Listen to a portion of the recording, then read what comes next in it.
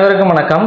இந்த காணொலியில நம்ம என்ன பார்க்க போறோம் அப்படின்னா, தமிழ்நாட்டுல வந்து பாஜக என்ன நிலைமையில இருக்கு, எத்தனை இடங்களை ஜெயிக்கும், 100 150 இடங்களை ஜெயிக்குமா அப்படின்னு பார்க்க போறோம்.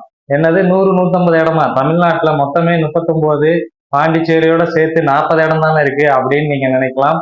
அதெல்லாம் வந்து மற்ற கட்சிகளுக்கு தான். பாஜக நினைச்சா தமிழ்நாட்டுல 100 இல்ல 150 இடங்களோ வேணா ஜெயிக்கிறதுக்கான வாய்ப்புகள் இருக்கு. ஏன்னா அவங்க அமைச்சிருக்கக்கூடிய கூட்டணி அப்படிங்கிறது ஒரு மெகா கூட்டணி. உலகமே பார்த்து வியந்து போற அளவுக்கு ஒரு மிகப்பெரிய கட்சிகள், உலகம் பெரிய தலைவர்கள் எல்லாமே வந்து பாஜக கூட்டணியில இருக்காங்க.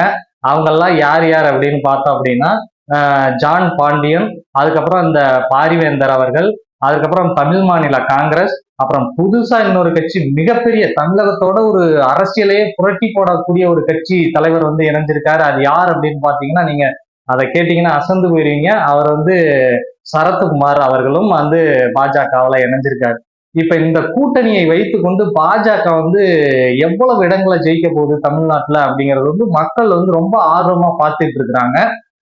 அந்த கூட்டணியில வந்து யார் யாருக்கு எவ்வளவு இடங்களை வந்து ஒதுக்கலாம், யார் யார் எங்கெங்க நிக்கிறது, இதையெல்லாம் முடிவு பண்றதுக்கு அண்ணாமலையும் முருகன் அவர்களும் வந்து டெல்லிக்கு போயிருக்காங்க. அப்படிதான் வந்து பாஜகவோட கள நிலவரம் வந்து இங்க இருக்கு. இந்த முறை வந்து பாஜக கண்டிப்பாக தமிழ்நாட்டுல வந்து ஒரு 100 இடத்துல இருந்து 150 இடங்களை வந்து ஜெயிக்கிறதுக்கான வாய்ப்புகள் வந்து பிரகாசமாக இருக்கின்றது.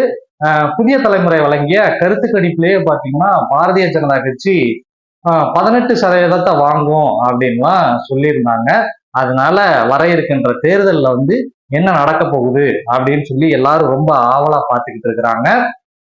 அண்ணாமலை அவர்கள் தலைவராக பதவியேற்றதிலிருந்து ஊடகங்கள் முன்னாடி வந்தாருனாவே, ஐயா வணக்கங்க ஐயா, அது வந்துங்க ஐயா, ஆமாங்க ஐயா, அப்படிங்க ஐயா, இப்படிங்க ஐயா அப்படின்னு சொல்லி அப்படி ஏகபோகத்துக்கு வசனங்களை அள்ளி வீசுவாரு. எல்லாம் தெரிந்தவர் மாதிரி பேசுவாரு. 2000 புத்தகங்களை படிச்சிருக்கேன் அப்படின்பாரு. நாங்க தான் வந்து தமிழகத்துல எதிர்கட்சி அப்படின்பாரு. தமிழ்நாட்டுல வந்துங்க ஐயா பாரதிய ஜனதா கட்சிங்க ஐயா மிகப்பெரிய அளவுல வளர்ந்துருக்குதுங்க ஐயா. தமிழ்நாட்டுல இருக்கிற 40 இடத்தை நாங்க தாங்க ஐயா ஜெயிப்போம். அடுத்து நாங்க தையா முதல்வர், அடுத்து அண்ணாமலை தான் பிரதமர், இப்படி எல்லாம் வந்து கதை விட்டுக்கிட்டு இருந்தாங்க. ஆனா இப்ப கள சூழல் என்ன இருக்கு அப்படின்னா, அண்ணாமலைய நீங்க எம்பி தேர்தல்ல நிப்பீங்களா அப்படின்னு கேட்டா, இல்ல நான் நிக்க மாட்டேன் அப்படின்னு சொல்லி ஒதுங்கிட்டாரு. சரி இவர் தான் நிக்கல, முருகனாவது நிப்பாரு அப்படின்னு பார்த்தா, முருகனும் நான் நிக்கல அப்படின்னு சொல்லிட்டு அவரும் மத்திய பிரதேசத்திலிருந்து தேர்வாகி ராஜ்யசபா எம்பியா போயிட்டாரு. இப்ப மூத்த தலைவர்களை பின்வாங்குறாங்களே, என்னாச்சு? ஏன்? அதான் பாரதிய ஜனதா கட்சி தமிழகத்துல இவ்வளவு வலுவா இருக்கு, 18% இருந்து 20% வாக்குகளை வாங்க போறாங்களே, அப்புறம் ஏன் வந்து யாருமே இந்த தலைவர்களே நிக்கிறதுக்கு பயந்தா வேற யாரு நிப்பாங்க அப்படிங்கிற கேள்வி வந்து மக்கள் மத்தியில எழுது. என்னதான் இப்படி கலர் கலர்லா ரீல் விட்டு வாயில வடை சுட்டாலும் அண்ணாமலைக்கு தெரியும் கலர் நிலவரம் என்ன, பாரதிய ஜனதா கட்சி இங்க என்ன நிலைமையில இருக்கு அப்படிங்கிறது வந்து அண்ணாமலைக்கு நன்றாகவே தெரியும். தன்னோட சொந்த தொகுதியான அரவக்குறிச்சியில நின்று பூத்துக்கு ஒரு ஓட்டு வாங்குறதுக்கு வக்கில்லாத அண்ணாமலை இப்படி வாயிலேயே வடை சுட்டு ஓட்டை வாங்க முடியாது, நம்ம மீடியாவுக்கு வேணா சும்மா அப்படி கலர் கலரா ரீல் சுத்தலாம், ஆனா களத்துல கிரவுண்டுல மக்கள் பாரதிய ஜனதா கட்சிக்கு ஆதரவாக இல்லை அப்படிங்கிறது வந்து அண்ணாமலை அவர்களுக்கு ரொம்ப நல்லாவே தெரியும். அதனாலதான் சமீபத்துல நடந்து முடிச்ச இந்த எண் மக்களோட யாத்திரையோட நிறைவு விழாவை திருப்பூர்ல கொண்டு போய் வச்சாங்க. அதுக்கு என்ன காரணம்ன்றதும் நம்ம எல்லாருக்குமே தெரியும். ஏன்னா வேற எங்க வச்சாலும் எவனுமே வரமாட்டான், திருப்பூர்ல தான் வட மாநிலத்தவர்கள் வந்து அதிகம், அதனால மோடி வர்றாருன்னு சொன்னா அவன் வந்துருவான் அப்படிங்கிறதுக்காகத்தான் இந்த எண் மக்கள் யாத்திரையை வந்து திருப்பூர்ல வச்சிருந்தாங்க அப்படிங்கிறது நம்ம எல்லாருக்குமே தெரியும்.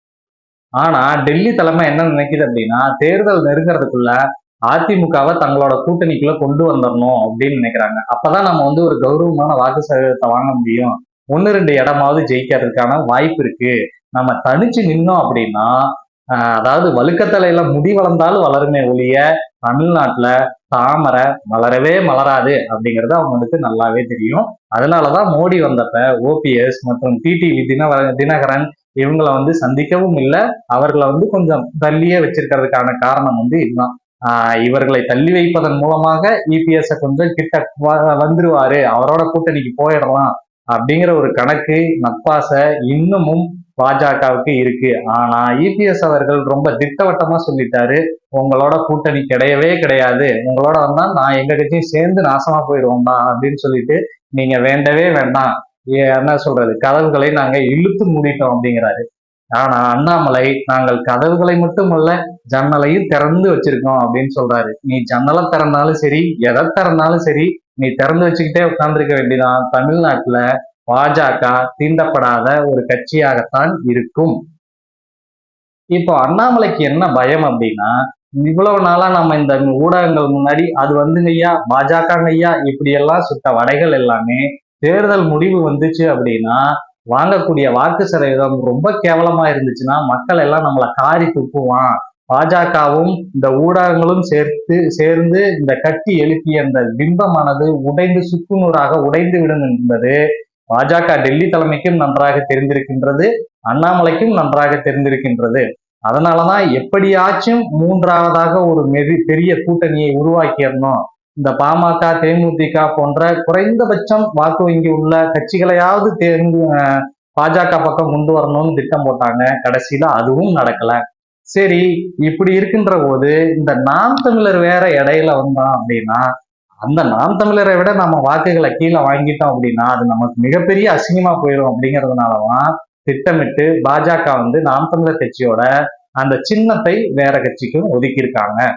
டெல்லியிலிருந்து மோடி இல்லை, அந்த ராமரே மறு அவதாரம் எடுத்து இங்க வந்தாலும் பாஜக தமிழ்நாட்டில் மலரவே மலராது, வளரவும் வளராது அப்படிங்கிறது தான் நல்ல யதார்த்தம். நன்றி.